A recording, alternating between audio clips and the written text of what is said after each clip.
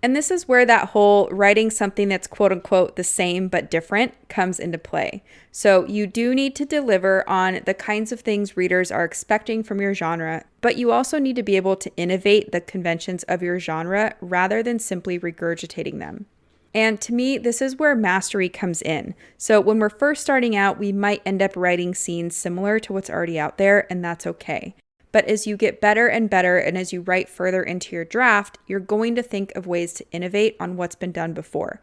And really, this is a skill that just takes time and practice to develop, so don't worry if you feel like you're not there yet, it will come.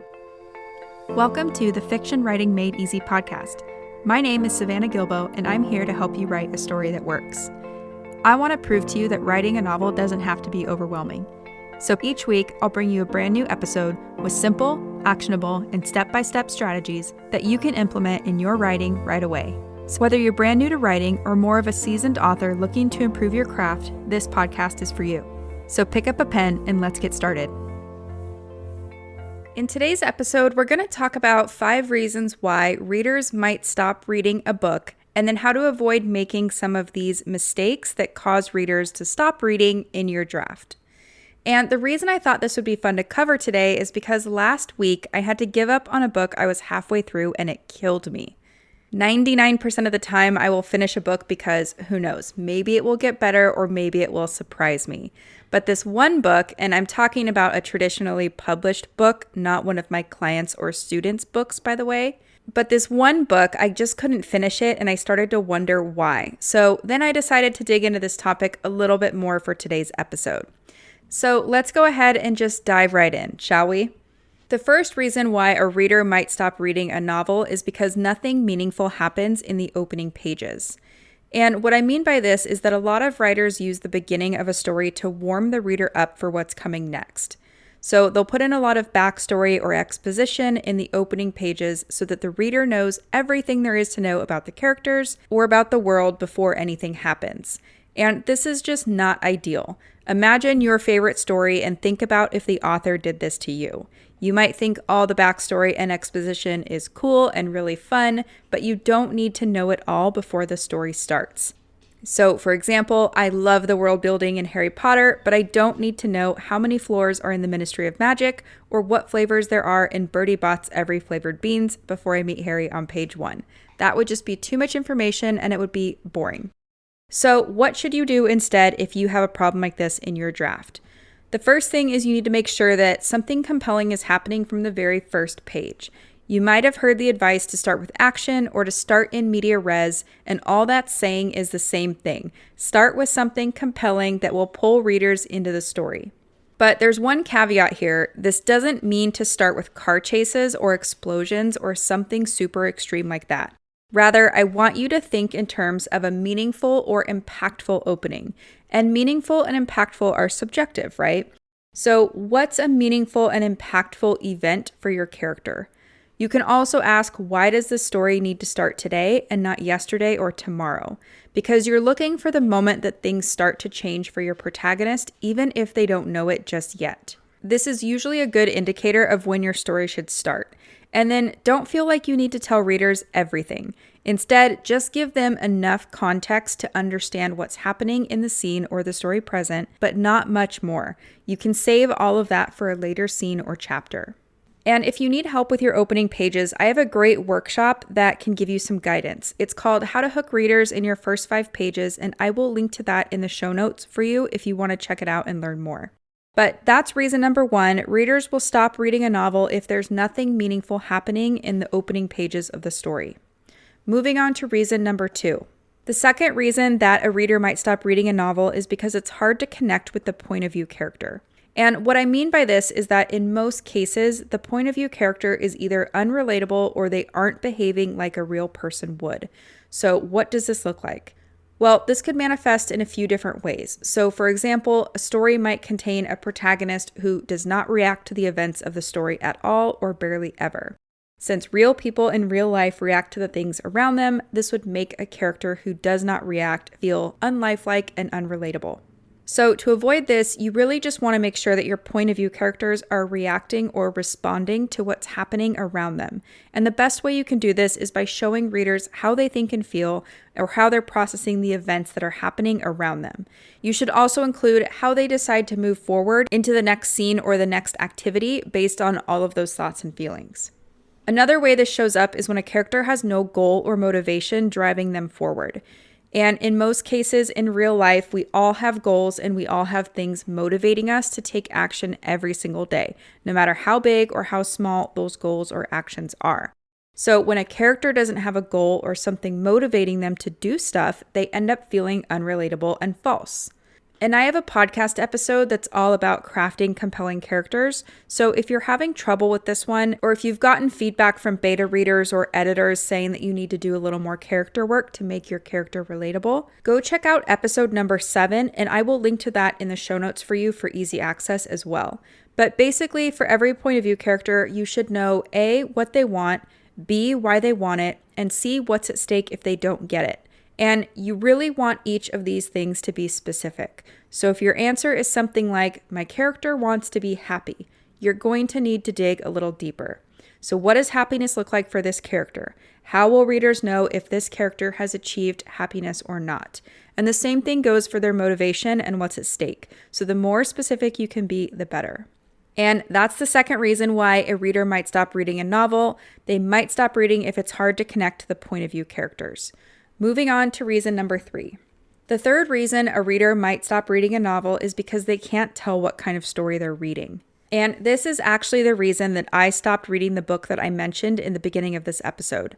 So for context, I had read the first book and it was more of an action, fantasy, romance novel, and I loved it. But then I picked up book 2 and it read more like historical fiction without the action, romance, and fantasy that I loved from the first book. So as a reader, it was very jarring for me. I normally look forward to my time reading every night, but this was so different and just not what I was expecting. So I found myself feeling very indifferent to sitting down to read every night. But that being said, I did read about halfway through the book to give it a chance. And finally, I realized that it was never going to become all of those things that I liked in book 1. So I had to put it down. And I know the example I just gave you was from book 1 of a series to book 2, but this does happen within one book as well. So imagine you pick up something like a mystery novel and everything's going as expected, but then a quarter of the way through, it veers off and becomes a romance. That would be a little bit jarring to you as a reader, right? And it's not what you signed up for. And just for the record, I'm not saying that you can't have elements of more than one genre in your book. You certainly can. But you do want to pick one to be your main genre. So in the example I just gave, mystery would be the main genre, and then you would want to slot your secondary genre as your supporting genre or your subplot. So in the example I talked about earlier, that would be romance. And really what you want to avoid is writing the beginning of your book as one thing and the end of your book as something different, because again, that's just not going to be a good experience for readers. And once they realize they're not getting what they signed up for, or they're not surprised and delighted in the way that they thought they would be, they're probably going to put your book down. Another thing I want to point out here is that it's also good if you can make it clear what kind of story readers are in for from the very first page. So mystery readers want to know they're reading a mystery right away. Romance readers want to know they're reading a romance from the very first page. And really, the same goes for readers across any genre. Sometimes I see science fiction and fantasy writers have a hard time with this. So for example, let's say someone's writing a paranormal romance, but there's nothing paranormal happening until page 75. That's going to be a little strange for readers. Another thing I see happen sometimes is that fantasy writers don't include magic until way too late in their drafts. And really, no matter what genre you're writing in, it should be very clear from the first page. So if you're going to include magic in your story, you should show it, or at the very least, hint at it from the very start. And something that always helps me keep this in mind is that a confused reader is a lost reader. So we don't want to confuse our readers because that means we will lose our readers. And if you need help figuring out the genre of your story, you can go back and listen to episode number 2 that's all about choosing the right genre for your idea. I will link to that episode in the show notes for easy access as well. But that's reason number 3 that someone might stop reading a novel. They might stop reading if they have no idea what kind of story they're actually reading. Moving on to reason number 4. The fourth reason that a reader might stop reading a novel is because they've seen the same thing before. And I'd say this is one where readers might be a little more forgiving than the others, but what I mean by this is that if an opening scene of a story is something we've seen a million times before, so for example, the heroine of a story going on a run, the hero of a story waking up in bed from a bad dream, or the bad guys on a plane planning something suspicious, things like that, then it's probably not going to be that compelling for readers. And this matters because we want to pull readers into our story as quickly as possible, right? So we don't want to give them any reason for putting our book down before they even get into the meat of the story. And if you suspect that you've done this in your draft, you have two options for fixing it. Number one is that you can either change your opening to be something more meaningful and compelling, or number two, you can find a way to make the scene of, say, your heroine going for a run more compelling and meaningful so that it feels different and therefore more interesting. And really, either way, what you want to do is take whatever's happening and just make it very specific to your protagonist.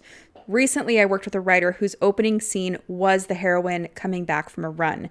But it wasn't just a random person going for a random run. Being a runner was a very large part of this character's identity, so we were able to show that through the context of the scene and just set up the conflict that had nothing to do with running in a way that was going to pull readers in.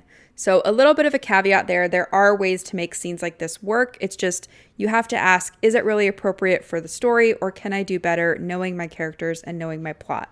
And this is where that whole writing something that's quote unquote the same but different comes into play. So you do need to deliver on the kinds of things readers are expecting from your genre, but you also need to be able to innovate the conventions of your genre rather than simply regurgitating them.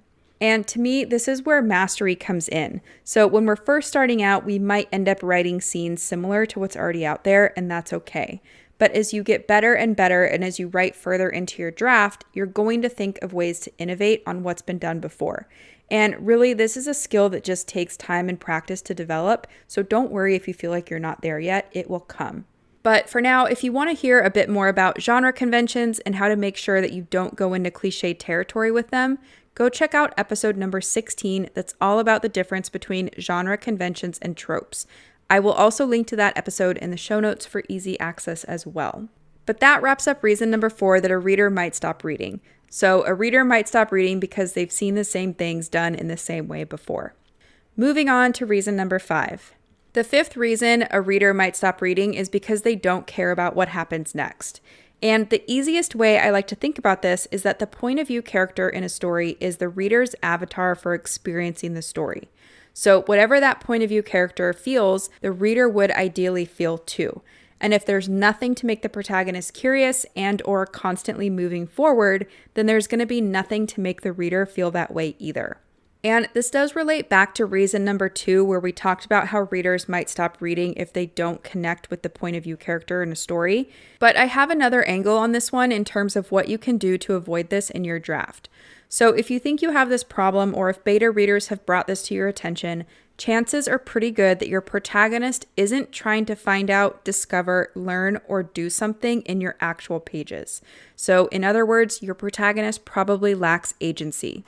So you'll definitely want to go back and flesh out your protagonist or your point of view characters more if this is the case. But you'll also want to think in terms of evoking questions and providing answers for both your protagonist and by extension, your readers. So once the central conflict has sucked your protagonist in, what might they want to find out, learn, discover, or do? And as a random example, let's say your protagonist is a detective and they've just been assigned a murder investigation. They are not going to be sitting around waiting for clues to come to them, right? Instead, they're going to have to start somewhere. They're going to have to start looking into one thing that will lead to another thing, and then another and another until they finally figure out who done it. And I know we're not all writing murder mysteries, but you can really apply this to any genre. So let's look at an example from a made-up action-adventure story. Let's say the bad guys have come in and set fire to your protagonist's town, and now he or she is on the run. So they finally arrive in a neighboring village, and they don't know what to do. It's highly unlikely that they're going to sit there and do nothing, right? So what might be the first question that they ask of themselves or others? Maybe they want to know if a sibling that they had back in their village is still alive. Maybe they want to know how to get to a different location from their current location, or they might need to find a new way of traveling, or who knows. But let's say they want to find out what happened to their sibling. So by asking questions and pursuing the answer to what happened to their sibling, readers will be curious too because your protagonist cares. So because your protagonist wants the answers and because they care, readers will want the answer and they will care too. And then let's say this character finds their sibling, but they learn something else while finding their sibling that prompts a new question. So now we can just start the cycle over and keep going until we reach the very end of the book. So I just want you to keep in mind this thought of questions and answers to help pull your protagonist and your reader through the story and keep them curious. So that's reason number 5 that a reader might stop reading. They might stop reading a novel because they don't care about what happens next. And that wraps up the 5 reasons why readers might stop reading a novel. And there are probably more reasons, but these are what I see as the 5 most likely reasons. So I hope they were helpful for you, and I hope they illuminated some mistakes that you could potentially avoid in your own draft. Now, before I let you go, let's do a really quick recap. The first reason that a reader might stop reading is that nothing meaningful is happening in the opening pages. And to avoid this, you just want to make sure that something compelling is happening in your draft from the very first page. And remember, this doesn't have to be crazy action or plane crashes or anything like that. It just needs to be something meaningful and impactful to your character. So if they care, readers will care. The second reason that a reader might stop reading is because it's hard to connect with a point of view character. So to avoid this, you really just want to make sure that your point of view character has a clear and believable goal and motivation, and that they're also reacting to what's happening in the scene, just like we would in real life. The third reason a reader might stop reading is because they can't tell what kind of story they're reading. So to avoid this, you really just want to make sure that you have genre consistency or that you've created a genre hierarchy. So pick one to sit on top of that hierarchy and then have supporting subgenres or subplots underneath that. The fourth reason a reader might stop reading is because they've seen the same thing done in the same way before. So to avoid this, you really just want to keep writing and keep practicing because you're going to think of ways to innovate on what's been done before, but it's not going to be something that magically happens overnight. This is also why I don't like writers to get stuck on their very first chapter, because sometimes if you go to the end of your draft, you'll have a much better idea for a strong and compelling opening that is maybe more specific or meaningful or impactful to your protagonist. So that's reason number 4. The fifth reason a reader might stop reading is that they just don't care what happens next. So to avoid this, you want to think in terms of questions and answers. And really, you want your protagonist to be pursuing something. So trying to learn, do, discover, or find out something. And you need to make sure that they have the right amount of agency to go after that. So think in terms of questions and answers, because if your character is curious, your reader will most likely feel curious as well.